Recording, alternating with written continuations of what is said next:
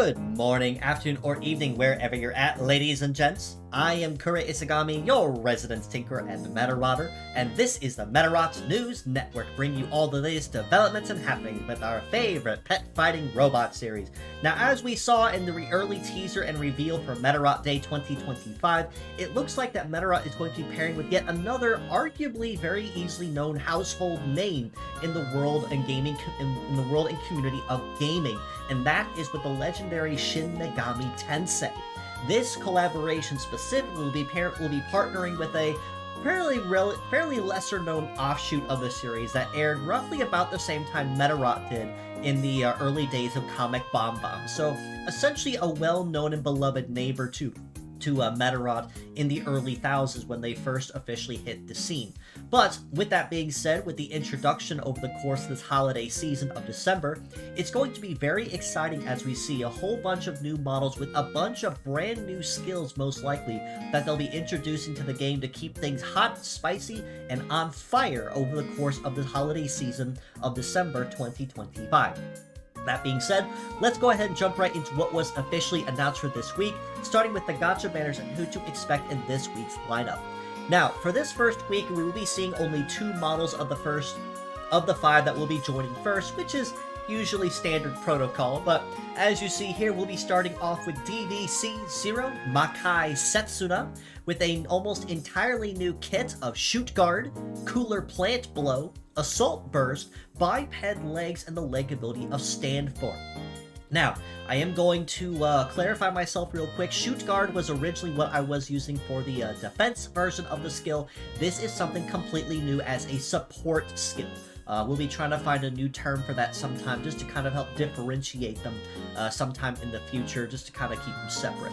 But it looks like it'll be focusing mostly on a primarily support-based and oriented build, mostly mixing a lot of high-end support skills all at once as dual effects.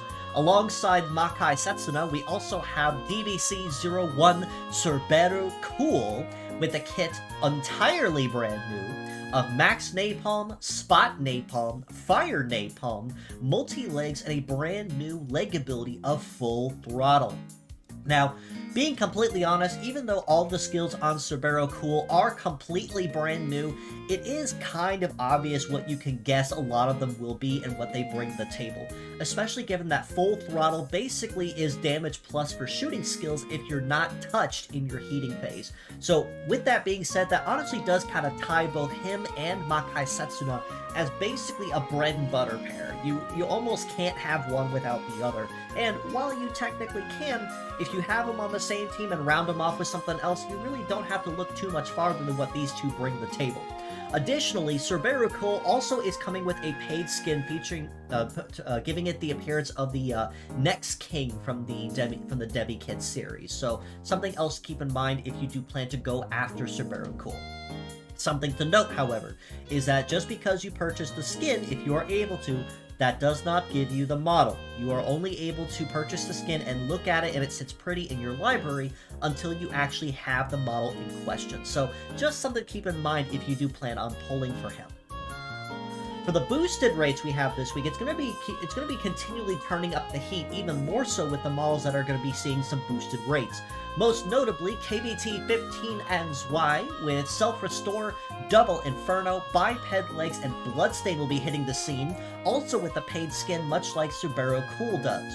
Furthermore, SCK-0 Sphinx, the Suzaku type, will also be going live with a boosted rate with a kit of Confusion, Double Fire, Biped Legs, and Torturer, who can meta change into a proper Avian type form with a kit of Repair Plant, Double Flame, Flight Legs, and also maintaining Torturer.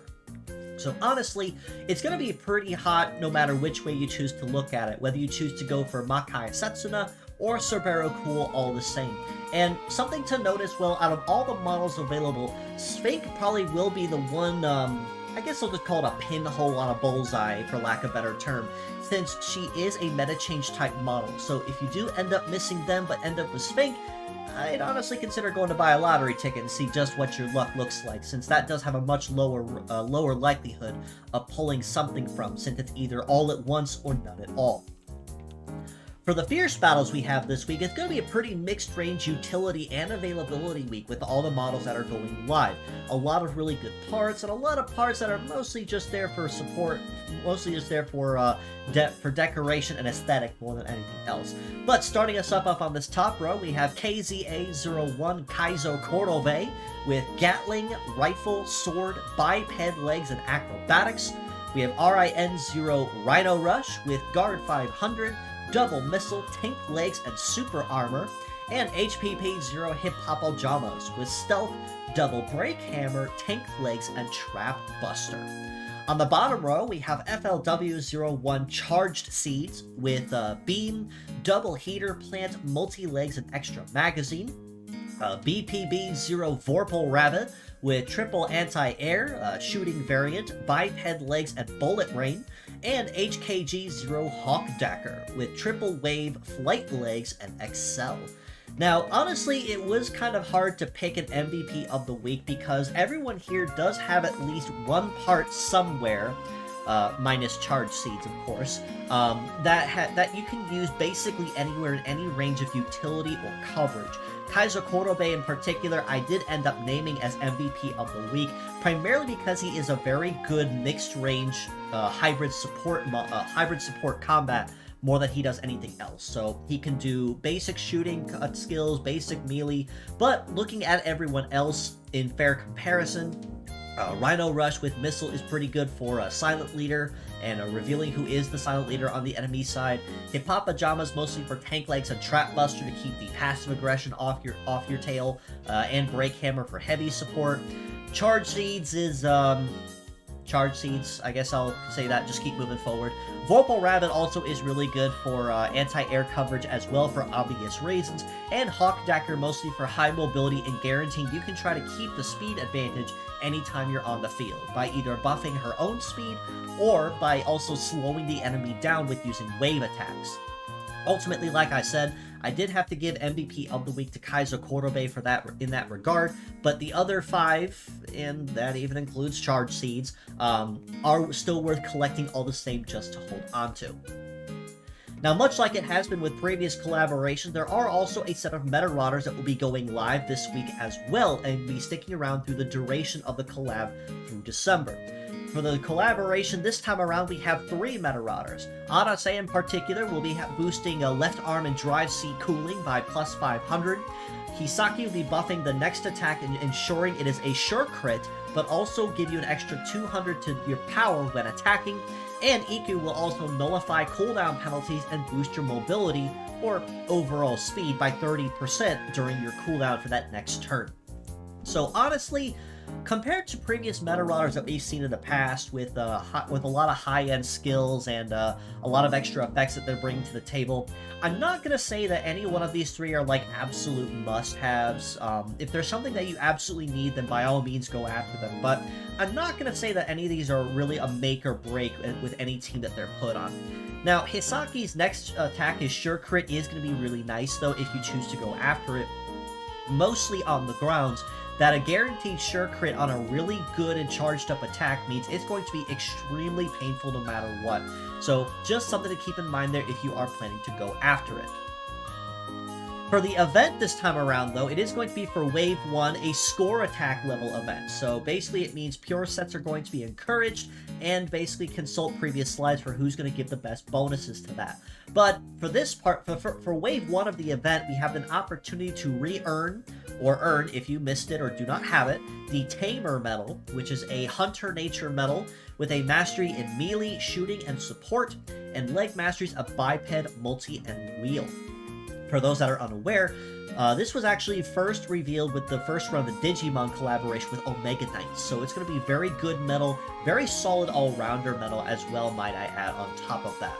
We can also earn profile banners featuring characters from the Devi Kids series, and monthly gacha tickets and other limited time resources. So just your usual run and gun whenever going in for score attack events. Something else to mention they did highlight is that there will be a BGM pack featuring soundtracks from the Devi Kids series and the Devi Kid game going live as well in the in-game shop. So do make sure you keep an eye out for that if you do plan to go after it. For the monthly PvP, though, now that it is a brand new month turning over, we have access to new skins that are being cycled in for this holiday season. This time around, we have an opportunity to see a reindeer-style Gato Arbol and a Santa-style Fancy Pearl, and both are looking very, very nice. I honestly love seeing all these different skins they come up with, and all the different types and designs and shapes and colors.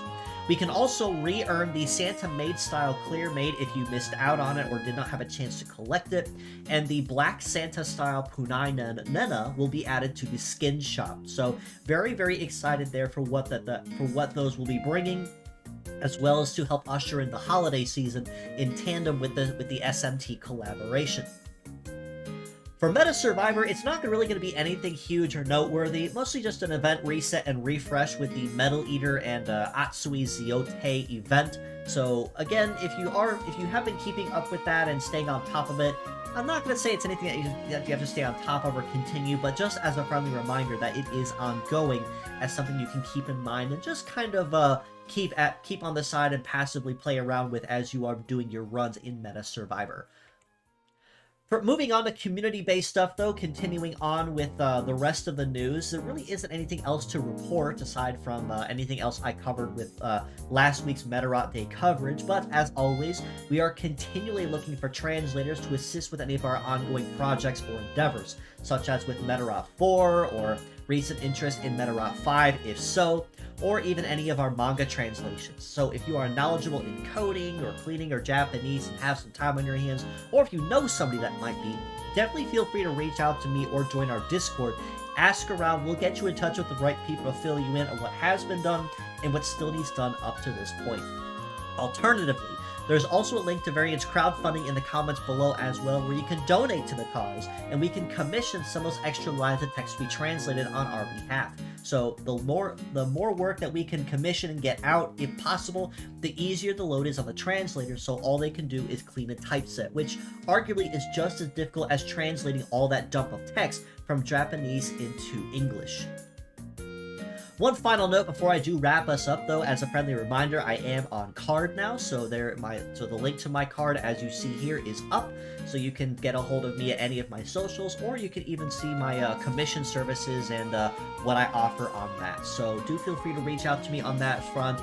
My VTube 64 models have been a pretty moderate success so far, I like to think. So if you are interested in commissioning one or reaching out to me, you can see my base price, what they include and offer, and even reach out to me for extra clarification or questions through there as well, through any of my socials. But that does basically cover everything for this week's episode. So ultimately, it is, I'm going to say, fairly light on the news, aside from how exciting it's going to be seeing the Shin Megami Tensei Debbie Kids collaboration taking place over the course of December. It's going to be very interesting to see what the other three models are bringing to the table, and just what they're going to be doing to help kind of shift the meta on their heads with new skills, or even just shifting some stuff around with parts or styles that we perhaps have not seen very often, if at all. But with that being said, if you'd like to know more, you can follow us below on Facebook at the Medarot News Network page, or the Metabots Forever community that I do also run and manage. You can also join us on Discord in the link provided and in the comments below to keep an even closer ear to the ground on the action. This includes any new links to merchandise, fan art, contests, my weekly episodes, or anything else of the like. That is the first place you will hear it before it goes anywhere else. And you can reach out to me personally on Twitter, Blue Sky, or Discord at Isagami Kura. If you have any questions, feedback, support, or anything else the like, I leave my DMs open on purpose for that very reason. Just let me know what you're asking me about first, so I don't see a bunch of random DMs going, hey, hello, since being on the internet as long as I have, that kind of feels a little weird with all the GFX bots floating around, but you guys know how it is. I'm sure you understand. But with all that being said, as always, I do appreciate you all for stopping in, just as you always do. And until next time, this is your host, Kura Isagami of the Medarot News Network, signing out.